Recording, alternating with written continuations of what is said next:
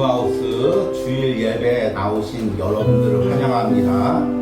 무더위에 8월이 지나고 이제 9월이 시작됐습니다. 우리 9월 첫째 날 온유하우스에서 우리 함께 예배하면서 새롭게 9월을 열어가시기 바랍니다. 우리 함께 꽃들도 찬양하면서 오늘 주일 예배를 하나님 앞에서 열어가겠습니다.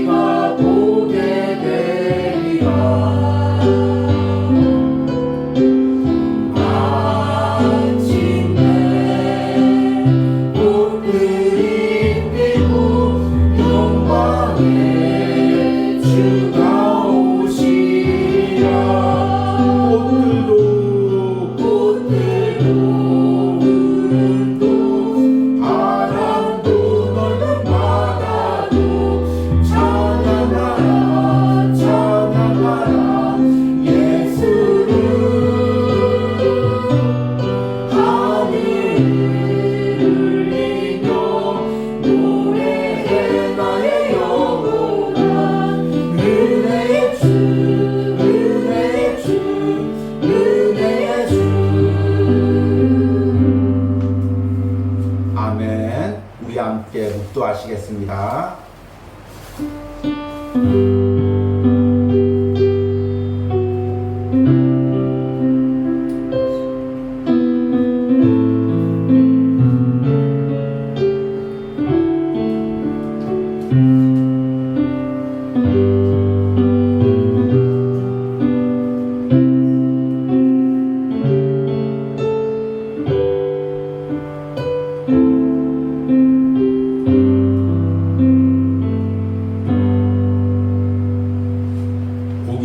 사람은 악인들의 꾀를 따르지 아니하며 죄인들의 길에 서지 아니하며 오만한 자들의 자리에 앉지 아니하고 오직 여호와의 율법을 즐거워하여 그의 율법을 주야로 묵상하는도다.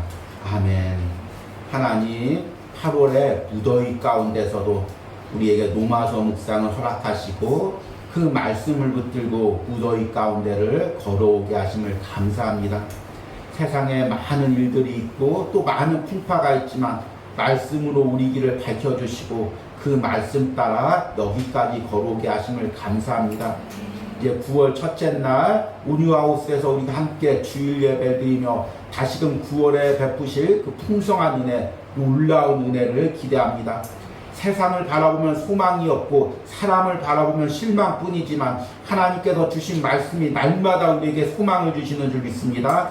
하나님께서 새롭게 하실 그 일을 보게 하는 줄 믿습니다. 오늘 예배 가운데 말씀 가운데 9월 한 달 하나님께서 역사하실 새로운 은혜를 보게 하시고 소망을 갖는 은혜가 있게 하여 주시옵소서. 이 예배 처음부터 끝까지 성령 하나님께서 이곳에 임재하여 주시옵소서. 예수님의 이름으로 기도했습니다. 아멘. 찬송가 327장입니다. 주님 주시로 화평 함께 찬양하겠습니다.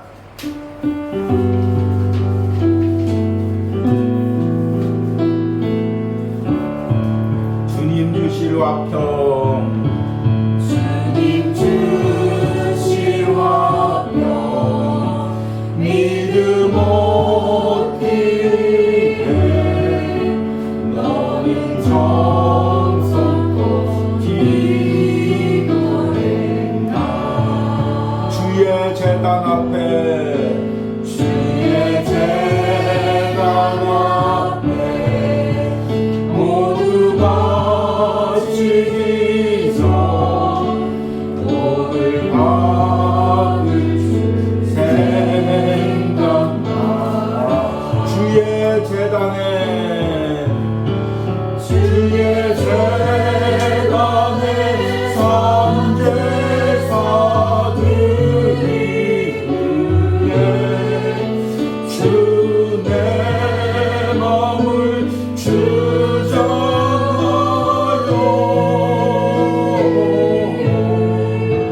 주의 뜻을 따라 그와 동행하며 영생 복난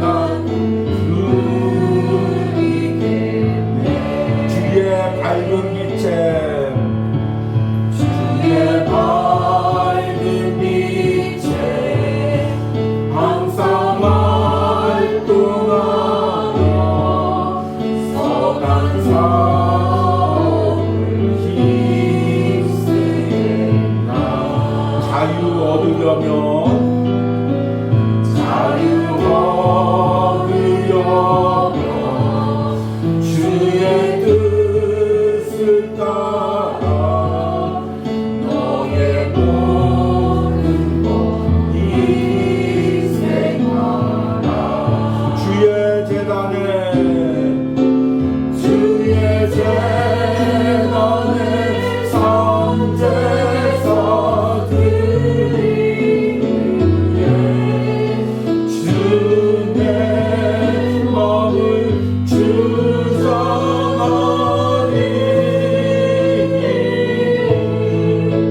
주의 뜻을 따라 그와 동행하며 영생 복락을 누리겠네. 주의 제단 앞에 주의 제단 모두 갇힌 후에 모두 바치는 주여 온전히 사귀겠네. 온전히 사귀게. 주님 주신 기쁨 주님 주신 길 또한 그의 사랑 또한 그의 사랑 어찌 말로 다 형용하랴. 어찌 말로 다 형용하랴. 주의 제단에 주의 제단에 선제사들이 위해 주 내 마음을 주장하리.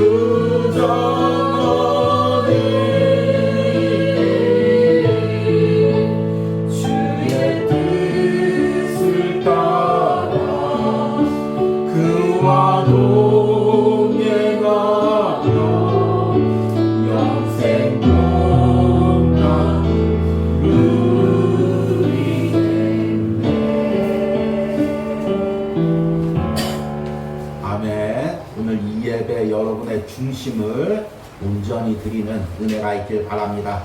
우리 함께 사도신경으로 신앙 고백 드리겠습니다. 나는 전능하신 아버지 하나님 천지의 창조주를 믿습니다. 나는 그의 유일하신 아들 우리 주 예수 그리스도를 믿습니다. 그는 성령으로 잉태되어 동정녀 마리에게 나시고 본디오 빌라도에게 고난을 받아 십자가에 못 박혀 죽으시고 장사된 지 사흘 만에 죽은 자 가운데서 다시 살아나셨으며 하늘에 오르시어 전능하신 아버지 하나님 우편에 앉아 계시다가 거기로부터 살아있는 자와 죽은 자를 심판하러 오십니다. 나는 성령을 믿으며 거룩한 공교회와 성도의 교제와 죄를 용서받는 것과 몸의 부활과 영생을 믿습니다. 아멘. 온유하우스 소식을 전해드리도록 하겠습니다. 이제 어제까지 8월 노마서 묵상이 이제 마침을 했습니다. 항상 이제 이 매해 이제 8월달 묵상을 끝나면 제가 항상 하는 결심이 내년에는 정말 8월 한 달 묵상 내려놓고 편히 쉬어야 되겠다. 기도하고 영적으로 충전해야 되겠다. 이거를 매년 제가 결심을 합니다. 왜냐면 이제 8월달에 무더위 가운데 묵상할 때 저도 이제 많이 이제 영적으로 힘든 부분들이 있고 또 이제 다 휴가 가고 더위에서 또 이제 사람들도 잘 이렇게 듣지를 않기에 이제 내년 8월은 꼭 쉬어야 되겠다. 이 결심을 또 오래도 했습니다. 근데 막상 또 이제 8월이 되면 이 묵상을 내려놓을 수가 없습니다. 이게 제 어떤 그 완벽주의적인 마음인지 아니면 성령님이 주시는 감동인지 이 묵상을 8월달에 내놓으면 안 될 것 같다는 어떤 절박함이 항상 8월 시작할 때 생깁니다. 그래도 일단은 내년엔 한번 내려놓기로 결심을 해보고 이제 그럼에도 불구하고 이 8월 무더위 가운데도 하나님께서 이 노마서 묵상으로 너무 은혜를 주셨습니다. 돌이켜보면 이 묵상이 없었다면 나도 영적으로 이렇게 건강하게 서 있을 수 있을까 생각할 정도로 참 덥고 힘든 8월 달이었습니다. 하나님께서 8월 달에 은혜 주심을 감사하고 더위 가운데 잘 동참하지 못했던 분들도 9월 달 노마서 묵상의 새로운 마음으로 시작하는 은혜가 있길 바랍니다. 이 올해 이제 노마서 묵상 계획이 이제 9월 달까지 노마서 7장과 노마서 강의 4권을 묵상하고 그리고 이제 10월 달, 10월 달, 11월 달, 그리고 12월 초까지 이제 노마서 8장과 노마서 강의 5권으로 이제 마무리를 하려고 합니다. 그렇게 하면 이제 노마서의 가장 중요한 부분을 올해 다 묵상할 수가 있습니다. 이 부분들 위해서 더 기도해 주시고, 이 부분이 사실은 이제 묵상으로서는 굉장히 어려운 것이라는 걸 잘 알고 있습니다. 그리고 대부분 영상으로 듣기에 이 영상으로 이렇게 논리적이고 깊이 있는 말씀을 집중해서 듣기가 쉽지가 않습니다. 그럼에도 불구하고 하나님께서 올해 이 묵상을 하게 하신 것은 이것을 통해서 우리 가운데 바른 복음의 진리를 깨닫게 하고 또 이 세상의 모든 거짓된 가르침 가운데서 바른 복음을 깨닫고 걸어가게 하시며, 무엇보다도 내 안에서 내가 스스로 속이고 있었던 부분들, 잘못 깨닫고 있었던 부분들, 나도 모르게 세상의 가치관으로 점령되고 있었던 부분들을 하나님께서 깨닫게 하시는 은혜가 있는 줄 믿습니다. 이것을 위해서 우리가 계속해서 기도해 주시기 바랍니다. 그러면 오늘 말씀을 전하도록 하겠습니다. 오늘 말씀의 본문은 로마서 7장 12절에서 13절입니다. 제가 읽도록 하겠습니다. 이로 보건대 율법은 거룩하고 계명도 거룩하고 의로우며 선하도다. 그런즉 선한 것이 내게 사망이 되었느냐? 그럴 수 없느니라. 오직 죄가 죄로 드러나기 위하여 선한 그것으로 말미암아 나를 죽게 만들었으니 이는 계명으로 말미암아 죄로 심히 죄되게 하려 함이라. 아멘. 앞에서 광고한 대로 이제 내일부터 9월 로마서 묵상이 시작됩니다. 그리고 이제 오늘 읽은 본문이 내일 로마서 묵상의 첫 본문입니다. 12절과 13절이 이제 상당히 깊은 내용을 담고 있는데, 또 이제 묵상 진행 과정상 이 12절과 13절을 하루에 묵상하고 이제 지나갈 예정입니다. 그래서 이제 오늘 말씀을 통해서 이 부분을 여러분들에게 깊게 또 로마서 묵상에서 다루지 않을 다른 측면으로 여러분들에게 말씀을 전하려고 합니다. 현대인들이 좋아하는 철학자 중에서 이제 프리드리 니체라는 철학자가 있습니다. 우리나라에서도 이 사상이 많이 인기가 있고 책이 출간될 때마다 이제 베스트셀러가 되고 있죠. 그런데 이 니체의 사상의 핵심은 무엇이냐면 초인 사상이라는 것입니다. 특히 이제 그의 책 짜라투스트라는 이렇게 말했다라는 책에 이제 많이 나와 있는 사상입니다. 이 초인 사상은 뭐냐면 사람이 만든 도덕이나 관습 그리고 종교를 다 떨쳐버리고 스스로 이제 삶의 규칙을 세우고 스스로 도덕을 세우고 스스로 이제 신과 같은 존재가 되어서 이제 살아가는 존재, 이것이 이제 초인입니다. 자기가 어떤 교주라는 그 의미가 아니라 이제 더 이상 신의 명령을 듣지 않고 어떤 도덕의 명령을 듣지 않고 종교의 명령을 듣지 않고 자유롭게 살아가는 존재가 이제 초인입니다. 니체가 이런 사상을 주장한 이유는 무엇이냐면 이제 여러 책에 나와 있는데, 그 당시에 도덕이나 종교는 강한 사람이 약한 사람을 지배하기 위해서 만든 하나의 수단이라는 것입니다.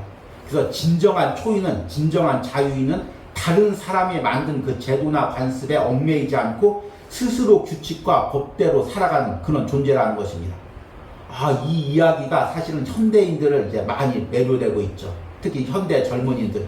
내가 사람이 만든 도덕이나 종교에 얽매이지 않고 내 스스로 옳다고 생각하는 것에 대해서 살아가야 되겠다. 이것이 이제 아주 현대인들을 아주 자극하고 있습니다. 그런데 이 초인 사상만 들으면 니체가 아주 대단한 인물인 것 같습니다. 그런데 이 니체의 전기를 읽어보면 참 니체처럼 연약한 사람이 없습니다. 그는 이제 목회자의 아들로 태어났죠. 그런데 아버지가 일찍 돌아가셨습니다. 그래서 이제 어머니와 누나들 틈바구니에서 자랐습니다. 자연스럽게 여성적이고 또 많이 병약했고 허약했습니다. 그러다 보니까 당시에 이제 이 독일 그 사회에서 굉장히 군사적인 사회였죠. 그런 사회에서 이제 놀림당하고 남자들한테 배척당했습니다. 그러는 가운데 이제 항상 아버지와 같이 의지할 만한 존재를 찾아 헤맸습니다. 그러다가 이제 찾은 사람이 여러분들도 잘 아는 이제 바그너라는 사람입니다. 유명한 오페라 이제 작곡가죠. 그리고 바그너를 아버지처럼 따랐습니다. 그의 사상을 굉장히 심취했죠. 그런데 또 바그너의 인간적인 모습을 보고 또 실망하고 바그너에게 이제 배신을 당하고 상처를 입습니다. 그리고 이제 평생 바그너와 절연을 했죠. 그리고 이제 젊어서는 이제 르살로메라는 당대 최고의 지성과 미모를 가진 여성을 사모했습니다. 그래서 그 여성을 많이 쫓아다녔죠. 그래서 몇 번 청혼을 했는데 다 거절을 당했습니다. 청혼을 하고 나서 너무나 상심해서 권총 자살까지 시도하려다가 그것이 이제 무의로 그쳤습니다. 그리고 결국에는 말년을 이제 정신병원에서 대부분의 시간을 보내다가 생을 마감했습니다. 니체가 평생 그 되려고 했던 초인은 무엇이냐면 자신의 연약함을 극복하는 사람입니다. 자신을 돌이켜보니까 너무나 자신이 연약합니다. 사람들에게 항상 놀림당하고 상처 입고 아파하고 누군가를 의지하려고 하고 누군가를 사랑하려고 하고 그래서 다시금 상처 입고 이런 자신을 극복하고자 스스로 초인이라는 하나의 이상적인 모습을 만들어 놓고 그것을 닮으려고 몸부림쳤습니다. 저는 이제 어려서부터 이 니체 책을 많이 즐겨 읽고 또 좋아했습니다. 그런데 제가 니체 책을 많이 읽은 것은 그 사람의 사상이 좋아서가 아니라 그 사람의 책을 읽을 때마다 그 책 속에, 글 속에 담겨있는 그 한 연약한 인간이 보입니다. 사람들에게 상처 입고 아파하고 울고 배신당해서 고통당하고 또 사랑하는 사람의 사랑을 받지 못해서 아파하는 한 인간의 모습이 보입니다. 그리고 그것을 극복하기 위해서 몸부림치는 한 아이의 모습, 청년의 모습, 장년의 모습이 보입니다. 이것이 때론 내 모습이고 내 주변에 있는 모습들입니다. 니체의 책들을 읽으면서 항상 제 안에 있었던 마음은 안타까운 연민입니다. 왜 그렇게 살아야 됐을까? 왜 그 연약함을 자신이 어렸을 때 알았던 예수 그리스도 앞에 가지고 나가서 솔직히 주님 나 이렇게 연약합니다. 또 상처 입었습니다. 또 놀림당했습니다. 또 아파했습니다. 또 배신당했습니다. 이렇게 고백하고 나가지 못했을까? 이런 연민을 느끼게 했습니다. 그런데 이런 연민이 목회하면서도 계속 느낍니다. 많은 청년들 대하고 성도들 대하면 니체와 같은 마음으로 살아가는 사람들이 많이 있습니다. 연약하기에 세상에서 계속 상처를 입습니다. 연약하기에 때로는 사람들에게 이용을 당합니다.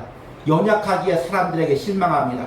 교회 안에서도 공동체 안에서도 세상에서도 이 나의 연약함 때문에 살아가기가 너무 힘듭니다. 그래서 어떻게든지 자신의 연약함을 부정하고 자신이 뭔가 대단한 존재가 되려고 합니다. 어떤 세상의 경쟁 속에서도 눈 하나 깜짝하지 않는 강심장이 되려고 합니다. 강한 멘탈을 가진 소유자가 되려고 합니다. 이런 멘탈로 신앙생활도 하고 세상도 살아가려고 합니다. 그러다 보니 자신을 자꾸 속입니다. 자신의 연약함을 부정하고 자신이 만든 이상적인 모습을 만들고 이것으로 사람을 대하고 하나님 앞에 나갑니다. 그리고 결국에 하나님 앞에 진실한 모습으로 서지 못하고 평생 가면을 쓰고 있는 우리들의 모습을 봅니다. 여러분, 우리가 말씀 앞에 선다는 것은 무엇입니까? 복음 앞에 선다는 것은 무엇입니까? 내 연약한 모습 그대로, 내 상처 입은 모습 그대로, 내 아파하는 모습 그대로 그 말씀 앞에 서고 복음 앞에 서는 것입니다. 그때 주님과의 깊은 교제와 만남을 누릴 수가 있는 것입니다. 여기서 말씀을 전하는 주예종도 마찬가지고 말씀을 듣는 여러분들도 마찬가지입니다. 여러분, 지금 무엇이 나를 속이고 있습니까? 무엇 때문에 나를 감추고 있습니까? 그것으로 왜 내가 고통당하고 있습니까? 여러분들이 항상 로마서 말씀을 대하면서 내가 말씀 앞에 진실하게 벌거벗은 모습으로 십자가 앞에 서기를 간구하며 기도하시기 바랍니다. 그래서 오늘 말씀의 제목이 무엇이 나를 속이고 있는가입니다. 우리는 이제 8월부터 로마서 7장 말씀을 듣고 있습니다. 로마서 7장의 내용은 예전에는 우리가 율법과 결혼한 존재였습니다. 그런데 하나님께서 그 율법에 대해서 죽게 하시고 율법과의 결혼 생활을 끝나게 하시고 성령 안에서 예수 그리스도와 결혼하는 삶, 예수 그리스도와 연합하는 삶을 살게 하셨습니다. 그리고 하나님께서 그렇게 하신 이유는 율법과의 결혼 생활, 우리가 율법과의 살 때는 열매를 맺을 수 없기 때문입니다. 구원의 열매도 또 성령의 열매도 맺을 수가 없습니다. 그런데 그리스도 안에 있을 때만, 그리스도와 연합되었을 때만 우리가 구원의 열매를 맺고 성령의 열매를 맺습니다. 그러면 이런 복음에 대해서, 그리스도와의 연합에 대한 진리에 대해서 반대하는 사람은 그러면 율법이 죄냐? 이렇게 물을 수가 있습니다. 그런데 이제 지난주의 말씀이죠. 바울은 결코 아니라고 이야기합니다. 로마서 7장 7절 말씀을 다시 한번 읽겠습니다. 그런즉 우리가 무슨 말을 하리요? 율법이 죄냐? 그럴 수 없느니라. 바울이 분명히 말하죠. 율법은 죄가 아니다. 그러면 왜 율법으로 열매를 맺지 못하고 오히려 율법을 지키려 살려고 할 때마다 사망의 열매를 맺냐? 이에 대해서 8절에서 이야기했죠. 8절에 그러나 죄가 기회를 타서 계명으로 말미암아 내 속에서 온갖 탐심을 이루었나니 이는 율법이 없으면 죄가 죽은 것이니라. 율법은 하나님이 주신 선한 것인데 우리 안에 있는 죄가 얼마나 강력하고 얼마나 교묘한지 하나님이 주신 말씀까지 또 내 안에 들어오면 죄를 짓는 도구로 이용한다는 것입니다. 이것을 통해서 지금 바울이 이야기하는 것은 무엇입니까? 죄가 얼마나 강력한지, 죄가 얼마나 교묘한지, 우리 안에 있는 죄가 얼마나 끔찍하고 얼마나 강력한지를 계속해서 이야기하고 있는 것입니다. 그러면 이제 또 다른 질문이 생깁니다. 그래, 죄가 그렇게 강력한 줄 알겠다. 하나님이 주신 율법까지 또 그렇게 이용하는 줄 알겠다. 그러면 하나님이 왜 그렇게 허용하도록 놔두셨냐? 하나님께서 처음부터 율법을 줄 게 아니라 죄에 이용당하는 율법을 줄 것이 아니라 처음부터 복음을 주거나 아니면 율법을 줄 때 그것을 죄를 이기는 능력을 주면 될 텐데 왜 그렇게 죄에게 이용하도록 하나님께서 그렇게 허용하셨냐? 모든 것은 다 하나님이 허용해야 가능한데 심지어 하나님의 율법을 속이도록 죄의 권세를 주시는 것도 하나님의 허용 가운데 있는데 하나님께서 왜 그것을 허용했느냐? 이런 질문이 나옵니다. 그 질문에 대한 답이 이제 오늘 읽은 12절과 13절에 나옵니다. 제가 오늘 말씀의 본문을 다시 한번 읽겠습니다. 이로 보건대 율법은 거룩하고 계명도 거룩하고 의로우며 선하도다. 그런즉 선한 것이 내게 사망이 되었느냐? 그럴 수 없느냐? 오직 죄가 죄로 드러나기 위하여 그 선한 것으로 말미암아 나를 죽게 만들었으니 이는 계명으로 말미암아 죄로 심히 죄되게 하려 함이라. 하나님께서 율법을 주시고 때로는 율법이 죄에 이용당하도록 허용하신 이유가 있는데 그것이 13절에 같은 구절로 두 번 반복됩니다. 첫 번째는 죄가 죄로 드러나기 위하여, 그리고 두 번째는 13절 끝부분에 있는 죄로 심히 죄되게 하려 하며. 결국에 이 말은 무엇입니까? 죄가 율법을 이용하도록 하나님께서 허락한 이유는 그것이 심히 죄되게 하기 위해서, 죄가 드러나게 하기 위해서라는 것입니다. 이 13절의 9절 이해하기 위해서는 여러분들이 죄의 권능이 무엇인지를 알아야 됩니다. 여러분, 죄의 권능이라는 소리를 들어보십시오. 어떻게 친숙합니까? 참 낯설죠. 우리가 복음의 권능, 말씀의 권능, 성령의 권능, 이런 것은 이제 친숙하죠. 근데 죄의 권능, 죄가 권세가 있고 능력이 있다. 이것을 여러분 어떻게 받아들입니까? 우리는 그동안 이렇게 알고 있었죠. 죄는 힘이 없다. 우리가 정말 말씀의 능력으로, 복음의 능력으로 기도하면, 아니면 금식 기도하면, 철야 기도하면 죄는 떠나간다. 이렇게 생각하고 있습니다. 그런데 여러분 한번 상식적으로만 생각해 보십시오. 말씀을 떠나서 상식적으로만 생각해도 정말 이 시대, 그리고 우리나라뿐만 아니라 세계 교회, 얼마나 많은 교회들이 있습니까? 그리고 얼마나 많은 사람들이 열심히 예배합니까? 얼마나 열심히 주일을 합니까? 또 기도라면 진짜 누구 못지않게 우리나라 사람들이 뜨겁게 기도하고 철야하고 또 말씀을 그렇게 많이 읽습니다. 그런데 점점 신앙인들이 많아지고 교회가 많아지고 복음이 세계에 넓어질수록 오히려 죄는 더 관영해지고 있습니다. 여기서 우리가 무엇을 알 수가 있습니까? 죄가 우리가 생각하는 것처럼 그렇게 만만한 존재가 아니라는 것입니다. 죄는 권능이 있습니다. 그리고 그 죄의 모든 권능의 핵심은 무엇입니까? 우리가 이제 복음의 능력의 핵심은 무엇입니까? 예수 그리스도의 십자가죠. 예수 그리스도의 십자가의 보혈의 능력이 없다면 우리가 믿는 것들은 다 헛것이고 복음도 능력이 없겠죠. 그러면 죄의 권능의 핵심은 무엇입니까? 죄의 권능의 핵심은 속이는 데 있습니다. 죄는 철저하게 모두를 속입니다. 여러분 창세기부터 요한계시록의 악한 영의 역사를 다 보십시오. 악한 영의 역사의 핵심은 무엇이냐면 철저하게 속이는 것입니다. 창세기서 아담과 하와를 속이는 것부터, 그리고 마지막 요한계시록의 적그리스도의 정체, 모든 것의 핵심은 뭐냐면 속이는 것입니다. 자신을 예수 그리스도인 것처럼 속이고 때로는 말씀을 왜곡하고 사람들의 마음을 속이고 신앙을 속이는 것입니다. 이것이 죄의 권능의 핵심입니다. 그리고 그 죄의 권능의 핵심을 깨뜨리는 핵심적인 요소는 무엇이냐면 그 죄의 속임수가 드러나는 것입니다. 여기까지만 이야기하면 너무 쉽죠. 그런데 문제는 뭐냐면 이 죄의 속임수가 웬만해서는 드러나지가 않다는 것입니다. 특히 죄는 누구를 속이냐면 남도 속이고 세상도 속이지만 자기 자신을 속입니다. 그러니까 죄로 내 자신을 봐야 되는데, 죄가 내 안에 있는 것을 봐야 되는데, 그리고 그 죄를 끄집고 십자가 앞에 나가서 기도해야 되는데, 아무리 기도해도 말씀을 봐도 내 안에 있는 죄가 보이질 않는 것입니다. 오히려 역효과가 나는 것입니다. 말씀을 지키면 지킬수록, 저와 같이 특히 주의 종은 주의 일을 하면 할수록, 신앙생활을 많이 하면 많이 할수록 죄가 더 그 신앙생활과 말씀 안으로 꽁꽁 숨어버립니다. 그래서 초신자 때는 죄가 잘 보입니다. 무릎 꿇고 기도하면 내가 이런 죄인이었지, 오늘도 이런 죄를 졌지. 그런데 신앙이 깊어지면 깊어질수록, 말씀을 많이 하면 할수록, 주의 일을 많이 하면 할수록 오히려 그 죄가 보이지 않습니다. 죄가 그 말씀 속으로, 주의 일 속으로 더 꽁꽁 숨어버립니다. 그래서 그 죄가 보이지가 않습니다. 그러니까 죄가 더 강력하게 역사라는 것입니다. 그리고 그 죄가 말씀과 율법을 이용해서 더 안으로 숨어버리는 것입니다. 그런데 복음의 빛이 비칠 때, 십자가 앞에 내가 나갈 때 무엇이 보이냐면 그 죄가 보입니다. 죄가 그동안 어떻게 율법으로 나를 속여왔는지 그것이 보이는 것입니다. 하나님께서 죄가 율법을 통해서 스스로를 속이게 놔두는 것입니다. 그리고 복음의 빛 앞에 비쳤을 때 내 안에 죄가 이렇게 끔찍하게 그 말씀을 행위적으로 지키게 하면서 내 안에 그 죄를 속이고 있었구나. 이것이 비로소 비춰지는 것입니다.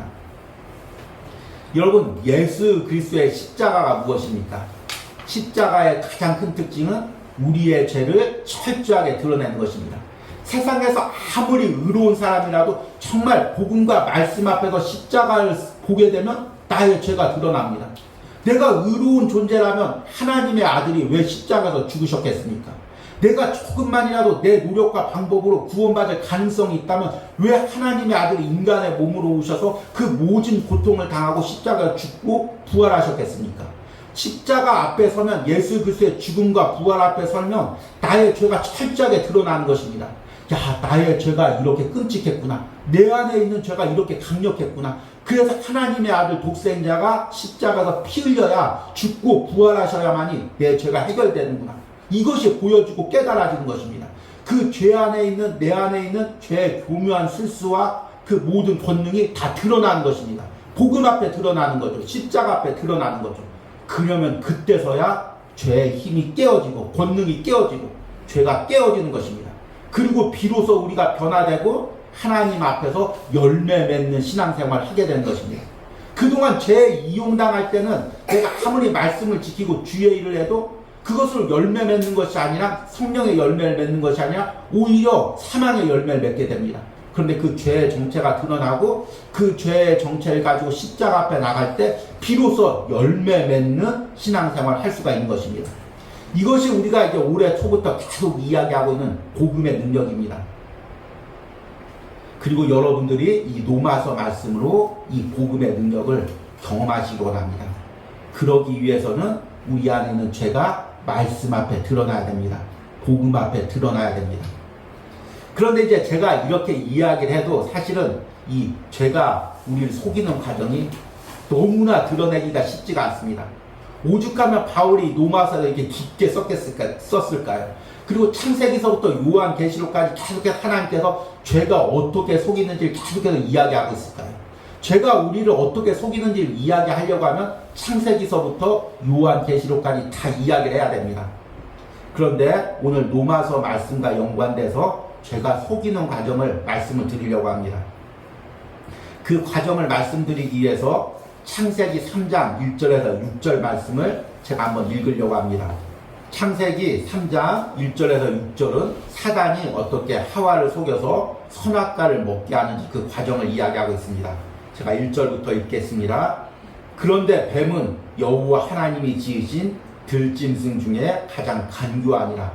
뱀이 여자에게 물어 이르되 하나님이 참으로 너희에게 동산 모든 나무의 열매를 먹지 말라 하시더냐.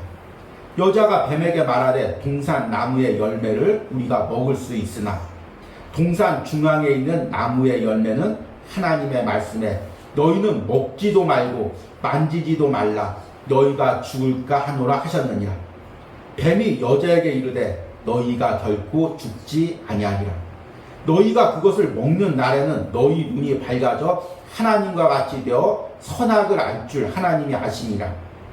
여자가 그 나무를 본즉 먹은직도 하고 보암직도 하고 지혜롭게 할 만큼 탐스럽기도 한 나무인지라. 여자가 그 열매를 따먹고 자기와 함께 있는 남편에게도 주매 그도 먹은지라. 아멘. 오늘 이 창세기 3장 1절 6절 말씀에서 뱀이, 다른 말로 하면 사단이, 그리고 죄가 어떻게 우리를 속이는지를 아주 잘 이야기하고 있습니다. 이것이 창세기 때 에덴 동산에서만 일어난 일이 아니라 지금 우리의 내면에서 똑같이 일어나고 있는 일입니다. 아담의 후손인 우리는 이 죄에 속인 가정에서 자유로울 사람이 아무도 없습니다. 오로지 우리가 복음으로 거듭났을 때만, 복음을 붙들고 그 죄와 싸울 때만 그 죄에서 자유로울 수가 있습니다. 그래서 오늘 말씀해 보면 죄가 우리를 어떻게 속이는지를 이야기하고 있습니다. 첫 번째 가정은 무엇이냐면 하나님의 말씀을 왜곡하는 것입니다. 오늘 사단이 묻습니다. 1절에 하나님이 참으로 너희에게 동산 모든 나무의 열매를 먹지 말라 하시더냐. 그리고 4절에 이야기합니다. 뱀이 여자에게 이르되 너희가 결코 죽지 아니하리라. 분명히 하나님께서 말씀하셨습니다. 선악과를 먹어라. 먹는 날에는 정령 죽으리라. 그런데 사단은 이야기합니다. 하나님이 선악과뿐만 아니라 이 모든 것들을 다 먹지 말라고 하시느냐냐. 하나님이 너의 모든 자유를 다 금하시더냐. 세상에서 아무것도 못하게 너 손발을 꼭꼭 묶어놓고 있지 않느냐. 하나님이 그러신 분이 아니냐. 하나님이 왜 너에게만 그렇게 하냐. 우리 안에 억울함과 또 분노를 갖다 줍니다. 그리고 나서 하나님의 말씀을 왜곡합니다. 뱀이 여자에게 이르되 너희가 결코 죽지 아니하리라. 그 선악과를 먹어도 너는 죽지 않는다. 이렇게 하나님의 말씀을 왜곡합니다. 지금 사탄이 말씀을 왜곡해서 하와의 심령에 부어주는 건 무엇입니까? 억울함, 불공평함, 속이 뒤틀리는 마음들, 실제로 그렇지도 않은데 하나님이 그렇게 나를 누르고 있다고 생각하게 하는 것입니다. 이것이 많은 신앙인 안에서 지금도 사탄이 속이는 방법입니다. 하나님 왜 나한테만 이렇게 하십니까? 세상 사람 보니까 잘 즐겁게 살아도 다 아무런 이상 없는데 나는 이렇게 예배드리고 말씀대로 사는데 왜 나만 이렇게 고난을 주십니까? 나만 이렇게 억울한 일을 당해야 됩니까? 옆에 같이 신앙생활 하는 사람 예배도 잘 빼먹는 것 같고 별로 신앙생활도 하지 않은 것 같은데 저 사람 다 형통한 것 같은데 저 가정 다 형통한 것 같은데 그 자녀 다 형통한 것 같은데 왜 나에게만 이런 고난을 주십니까? 왜 나만 이렇게 붙잡고 나만 이렇게 어렵게 하십니까? 그 하나님에게 계속해서 억울한 마음을 주게 됩니다. 저 같은 목회자도 목회를 할 때 때로는 세상을 보면서 아니 저렇게 때로는 인간적인 방법으로 목회하는 사람들 큰 교회와 축복을 주시고 나름대로 몸부림치는 나에게 왜 이렇게 고난을 주십니까? 자꾸 이런 억울한 마음을 줍니다. 그리고 사탄이 계속해서 우리에게 속삭입니다. 너만 억울하지 않느냐? 너만 손해보고 있지 않느냐? 너만 이용당하고 있지 않느냐? 왜 교회에서 너만 희생해야 돼? 가정에서 왜 너만 희생해야 돼? 형제들 중에서 왜 너만 희생해야 돼? 자녀인데 왜 너만 희생해야 돼? 부모인데 왜 너만 희생해야 돼? 부부 사이에도 남편으로서 왜 나만 희생해야 돼? 아내로서 왜 나만 희생해야 돼? 자꾸 이런 마음을 줍니다. 올 여름에 이제 더위 가운데 계속 이 노마서 묵상을 이어가는데 이제 제대로 어디 갈 수도 없습니다. 매일 이 묵상을 이어가야 되니까. 그런데 또 이제 아이가 방학을 했으니까 또 아이는 또 이제 물놀이도 하고 그래야죠. 그래서 이제 좋은 마음으로 사모님한테 아이랑 이제 저기 가서 물놀이도 좀 하고 와. 그렇게 이제 물놀이를 하도록 합니다. 그리고 더위에서 묵상을 하고 있습니다. 그리고 기쁜 마음으로 보냈는데 내 안에 뭔가 억울한 마음이 듭니다. 왜 나만 이 무더위 가운데서 이 고생을 해야지? 지금 아내랑 아이는 재밌게 놀고 있는데 그리고 저녁에 둘이 이제 행복하게 막 둘이 대화하면서 들어옵니다. 그러면 나만 외롭고 둘이 행복하고 나만 뭐지? 막 이런 마음이 듭니다. 항상 그런 것은 아니고 가끔가다 이제 그런 마음이 들 때가 있습니다. 그런데 이것이 이제 우리 가정에서 교회 안에서 이런 속이는 마음이 계속해서 든다는 것입니다. 나만 희생하는 것 같고 나만 봉사하는 것 같고 나만 계속해서 물질 쓰는 것 같고 이런 억울한 마음을 사탄이 계속해서 우리 안에 집요하게 파고 들어갑니다. 그러면 자꾸 내 안에 나만 억울한 마음, 나만 손해보는 마음, 나만 고통당하는 마음 이런 마음에 사로잡히게 됩니다. 그럴 때마다 우리가 예수 그리스도의 십자가를 붙들고 나를 위해서 모든 것을 내어주신 그 예수님을 바라보시기 바랍니다. 그리고 그 주님 앞에 벌거벗은 모습으로 나가고 내 안에 그 억울한 마음들, 속이는 마음들 하나님 앞에 그대로 고백하시기 바랍니다. 내 안에 이런 마음이 있습니다. 내 안에 이런 억울함이 있습니다. 내 안에 나만 속고 나만 희생하고 하는 것 같은 그런 마음이 있습니다. 이것을 고백하시기 바랍니다. 그리고 두 번째는 뭐냐면 하나님과 자기 자신을 속이는 것입니다. 5절 말씀 보니까 너희가 그것을 먹는 날에는 너희 눈이 밝아져 하나님과 같이 되어 선악을 알 줄을 하나님이 아심이라. 여기서 지금 사탄이 무엇을 속입니까? 첫째는 하나님에 대해서 속입니다. 하나님이 어떤 분입니까? 하나님이 인간이 하나님처럼 될까봐 선악과를 못 먹고 억압하는 존재입니다.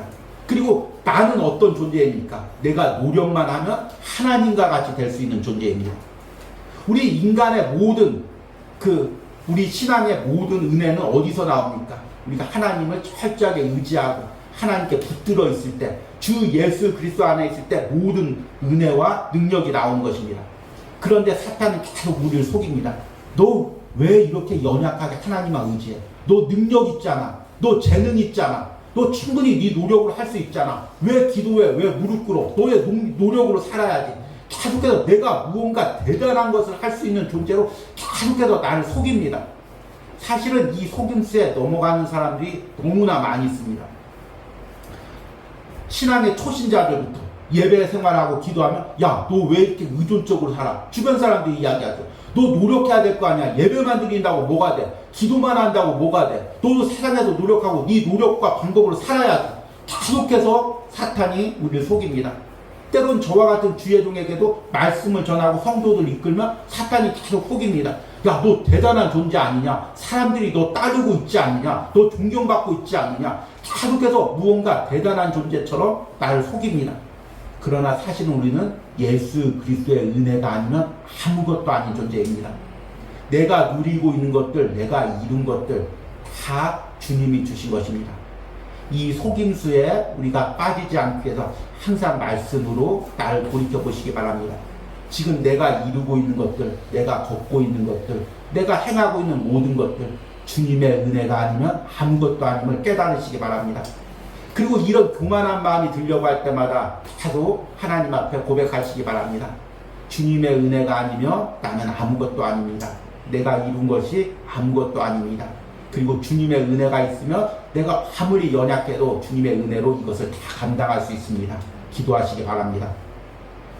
마지막으로 이제 사탄이 죄가 속이는 것이 바로 분별력입니다. 6절에 나와 있습니다. 여자가 그 나무를 본즉 먹음직도 하고 보암직도 하고 지혜롭게 할 만큼 탐스럽기도 한 나무인지라. 여자가 그 열매를 따먹고 자기와 함께 있는 남편에게도 주매 그도 먹은지라. 하와가 선악과를 보니까 하나님이 먹지 말라고 한 그 선악과가 어떻게 보냐면 먹음직도 하고 보암직도 하고 지혜롭게 할 만큼 탐스럽기도 한 나무인지라. 그렇게 보이는 것입니다. 여러분, 우리가 세상을 볼 때 이렇게 보입니다. 화려한 세상의 문화, 지금 화려한 세상의 어떤 백화점이나 또 세상의 어떤 건물들을 볼 때 이렇게 보입니다. 저것을 다 가지고 싶고 저것을 가지기 위해서 어떤 수단과 방법을 또 다 사용하고 싶고 세상의 쾌락을 누리고 싶고 세상 사람들과 똑같이 즐기고 싶고 저 사람들은 저렇게 즐기는데 아무 일도 없고 결단코 죽지 않을 것 같고 그래서 우리가 나도 모르게 그 세상 문화와 세상의 향락에 빠져들게 됩니다. 여러분, 우리 분별할 수 있는 지혜가 있기를 원합니다. 하나님이 무엇을 내게 금하고 계시고 하나님께서 무엇을 내게 허락하시는지를 분별하시기 바랍니다.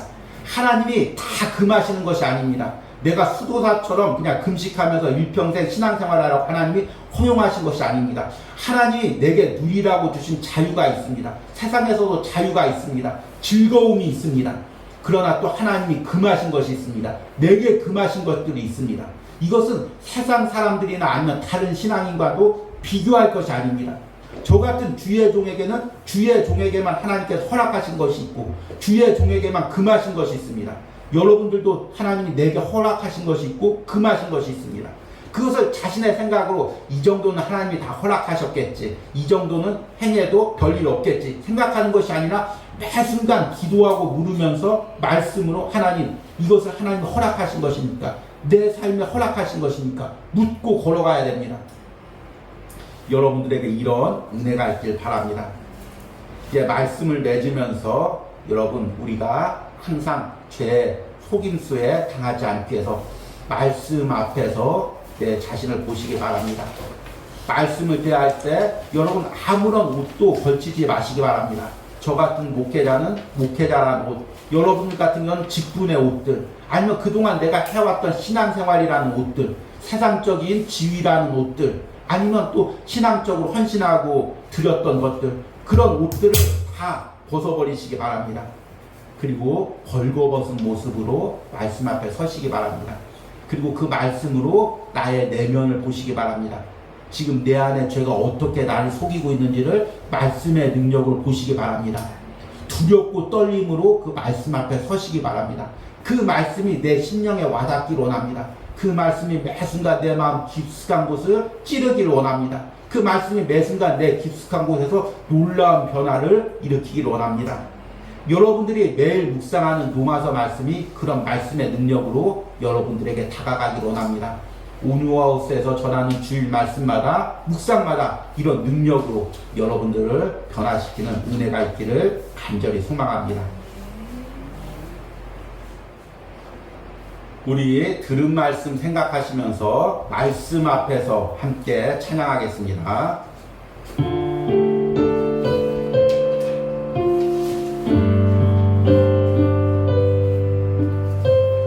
말씀 앞에서 말씀 앞에서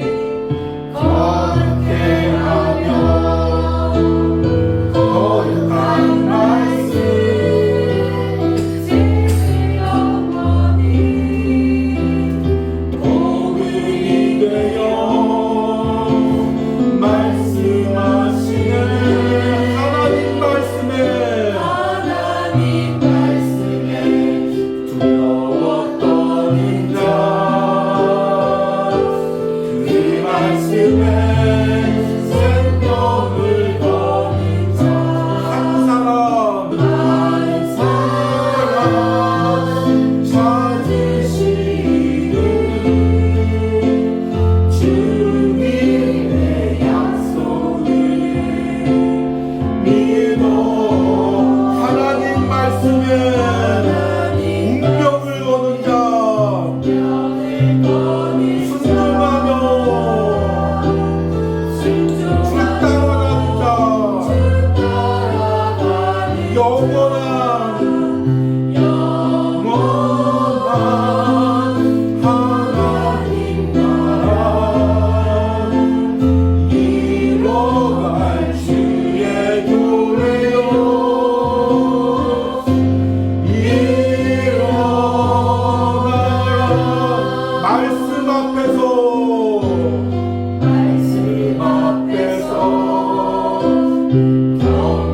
경외함으로 주께 홀로 섭니다. 생명의 말씀 읽고 순종해 주를 예배합니다.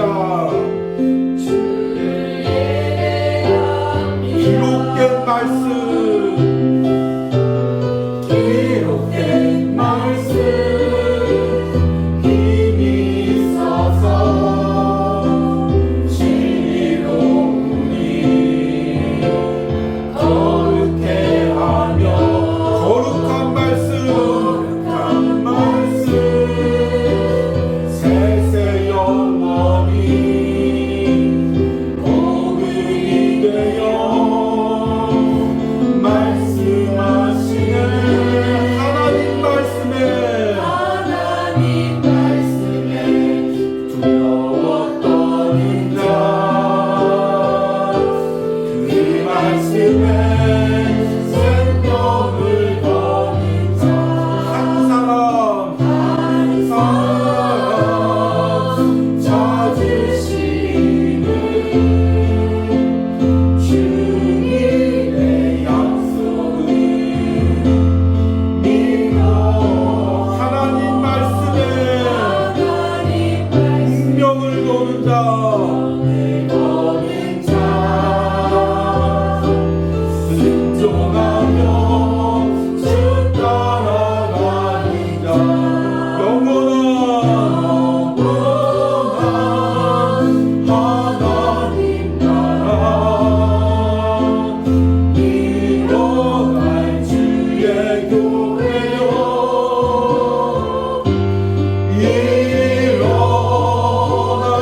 일어나라.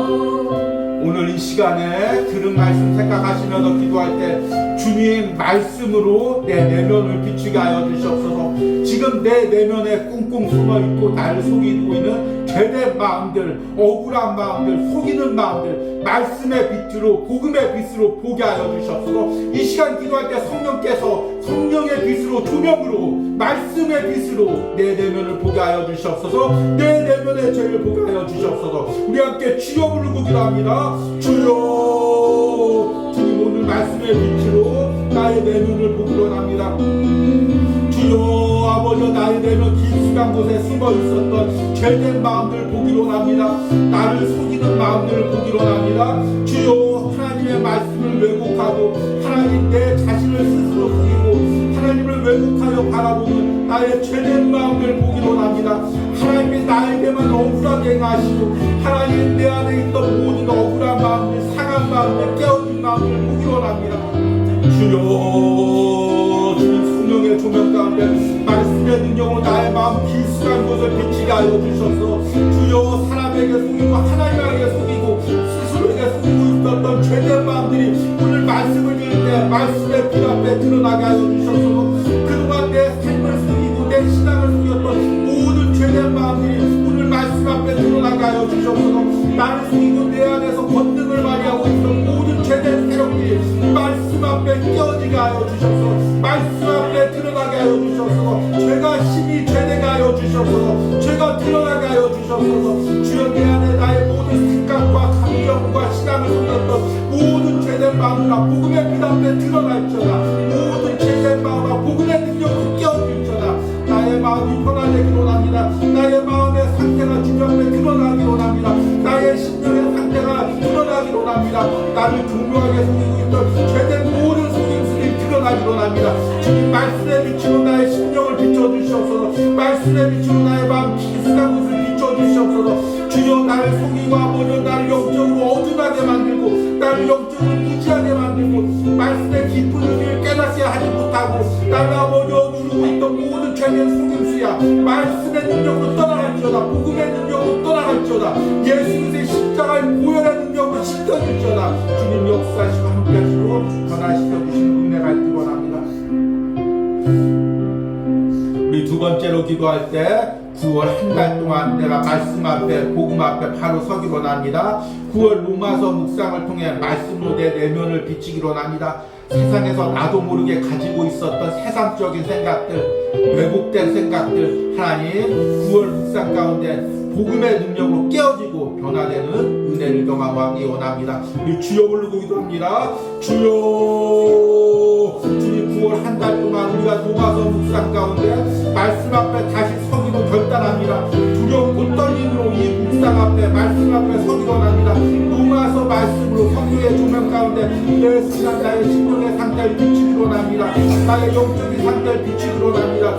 주여 이런 은혜가 있가요 주셔서 주여 이런 은혜가 있가요 주셔서 주여 말씀의 빛으로 날 비추게 하여 주셔서 말씀의 능력으로 날 비추게 하여 주셔서 말씀의 빛으로 아버지 나의 모든 것들이 드러나는 은혜가 있가요 주셔서 매일같이 로마서 말씀 가운데 나의 예물을 비추게 하시고 내가 말씀 앞에 변화되는 은혜가 있가요 주셔서 아버지 죄가 나를 속이지 못하게 하시고 모든 속이는 것들이 말씀 앞에 드러나게 하여 주셔서 다시금 결단하며 한 달 동안 로마서 묵상으로 영적으로 세워지길 결단합니다. 그런 은혜가 우리 가운데 있가요 주셔서 그런 능력이 우리 가운데 있가요 주셔서 모든 속이는 마음들이 말씀 앞에 드러나는 은혜가 있가요 주셔서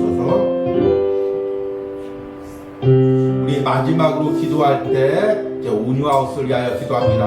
9월 한 달 동안도 로마서 묵상 가운데 성령님께서 기름을 부어주시고 또 매주 드리는 주일 예배 가운데 성령님의 역사가 일어나게 하여 주셔서 주의 종에게 더욱더 말씀의 능력을 더하여 주시고 사역의 모든 필요한 것들을 공급하여 주시고 하나님 온유하우스를 통하여 하나님의 역사가 일어나게 하여 주셔서 주여 부르고 기도합니다. 주여 주님 하나님 온유하우스를 통하여 하나님의 역사가 일어나기로 합니다.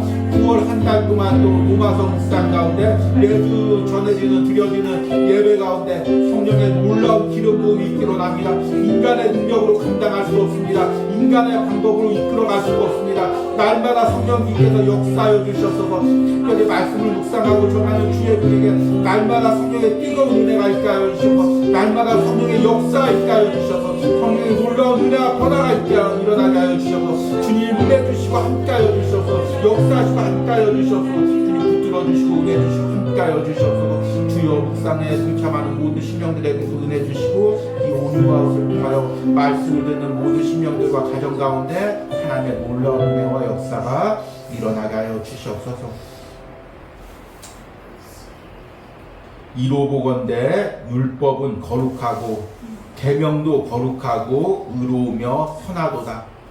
그런즉 선한 것이 내게 사망이 되었느냐? 그럴 수 없느니라. 오직 죄가 죄로 드러나기 위하여 선한 그것으로 말미암아 나를 죽게 만들었으니 이는 계명으로 말미암아 죄로 심히 죄되게 하려 함이라. 주님 항상 말씀의 빛 가운데 내 속에 교묘히 숨어 있었던 죄된 마음들, 죄의 속임수가 드러나게 하여 주시옵소서. 주님 나의 지혜와 나의 분별력으로 내 안에 죄된 생각과 죄된 감정들, 죄된 가치관들을 분별해낼 수가 없습니다. 날마다 말씀이 성령의 조명 가운데 내 안에 비춰지게 하시고 내 안의 죄가 드러나게 하여 주시옵소서. 나를 속이는 모든 감정들, 생각들, 가치관들이 드러나게 하여 주시옵소서. 주님 그동안 나도 모르게 나를 속였던 모든 생각들, 가치관들, 감정들이 오늘 말씀의 빛 앞에 드러나는 그런 은혜가 있기로 합니다. 하나님께서 이 말씀을 듣는 모든 심령 가운데 복음의 능력이 역사하게 하여 주시옵소서. 이런 은혜가 오늘 예배 가운데 함께하는 모든 심령 가운데 또 영상으로 예배를 참여하는 모든 심령 가운데 차고 넘치게 하여 주시옵소서. 이 시간에는 온유하우스를 통하여 예물 드린 손길을 위하여 기도합니다. 온유하우스를 위하여 예물 드린 주의 종을 주님 기억하여 주시옵소서. 하나님 이 무더위의 선교 사역 가운데 하나님께서 건강으로 함께 하시고 능력으로 함께 하여 주시며 그 가정을 책임져 주시고 그 자녀들을 책임져 주시옵소서. 주일 새벽마다 또 온유하우스와 주의 종과 주의 종의 가정을 위하여 기도하며 예물 드린 권사님 주님 함께 하여 주시고 주님 특별히 이 무더위 가운데 건강을 책임져 주시옵소서. 특별히 하나님께서 말씀으로 항상 권사님을 붙들어 주시고 성령의 능력으로 붙들어 주시며 그 각자 자녀들의 삶 가운데 손자 손녀들의 삶 가운데 은혜와 건강을 주시옵소서.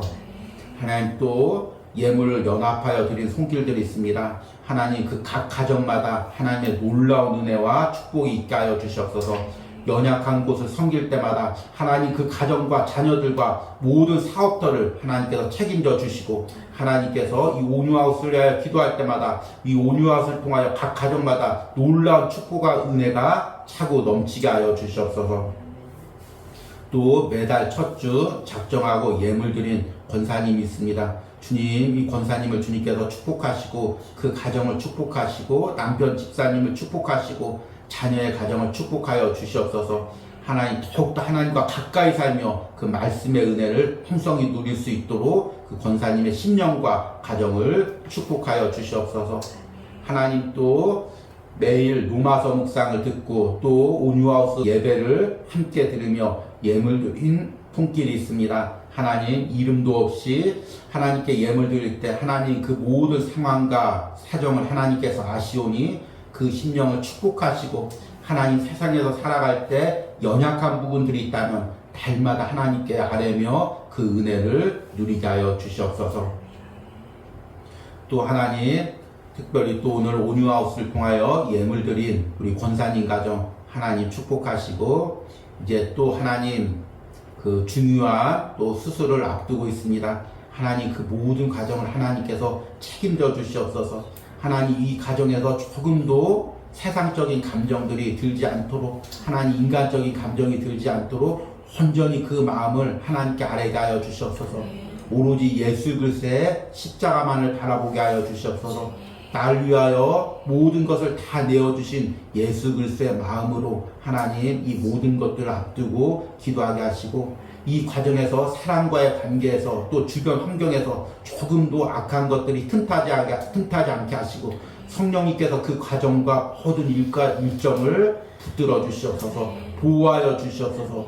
의사의 모든 손길과 모든 과정을 하나님께서 책임져 주시옵소서. 사랑하는 자녀들을 하나님께서 책임져 주시고 사업을 책임져 주시고 나머지 모든 부분들을 하나님께서 책임져 주시는 은혜가 있기로 합니다. 오늘 예물 드린 우리 집사님 하나님께서 함께하여 주시고 특별히 하나님 또 일하는 가정 가운데 하나님께서 그 모든 가정 가운데 함께하여 주시기로 합니다. 그 모든 일로 하나님께 영광 돌리게 하시고 사람과의 관계에서도 하나님 항상 은혜가 있게 하시고 또 하나님께서 또 모든 가정 가운데 그 마음을 지켜주시옵소서. 특별히 그 자녀들 함께 하시고 입시를 앞두고 있는 사랑하는 자녀를 하나님께서 책임져 주시고 그 앞길을 책임져 주시는 은혜가 있기를 간절히 소망합니다. 이제는 나의 죄와 연약함에도 불구하고 나를 구원하신 성부 하나님의 사랑과 나의 죄와 연약함 때문에 십자가에서 모든 것을 다 내어주신 예수 그리스도의 은혜와 지금도 내 안에서 역사하셔서 나의 연약함과 죄의 속임수를 보게 하시고 그것을 깨뜨리도록 역사하시는 성령 하나님의 역사하심이 오늘 온유하우스에서 예배하는 모든 신령 가운데 영상으로 예배하는 모든 신령 가운데 이제부터 영원까지 함께 있을지어다. 아멘.